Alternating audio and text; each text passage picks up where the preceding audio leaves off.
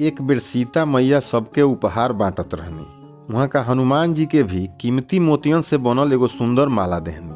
हनुमान जी हाथ जोड़ के माला ले लिहनी, बाकी ओकरा बाद ऐसन काम कैनी कि सब लोग चिहा गइल।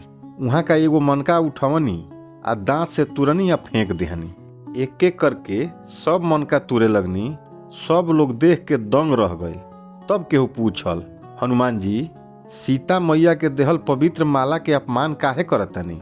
हनुमान जी मासूमियत से कहनी, हम तो एह मनका में अपना प्रभु श्री राम के ढूंढ रहल बानी।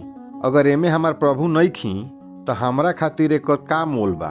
तब एक आदमी चुनौती दे के बोलल, अगर ऐसन बा हनुमान, त का तहरा दिल में राम सिया बाड़े? अगर नइखे लोग तो उहो बेकार बा। हनुमान जी मुस्कुराइनी आ अचानक अपन सीना फाड़ देहनी। सबकर आंख फाटल के फाटल रह गई। वहाँ के हृदय के भीतर श्री राम आ माता सीता के दिव्य रूप देख के सब लोग भाव विभोर हो गए। हनुमान जी के जीवन हमनी के सिखावेला कि सच्चा ताकत बल में ना, भक्ति या समर्पण में होला।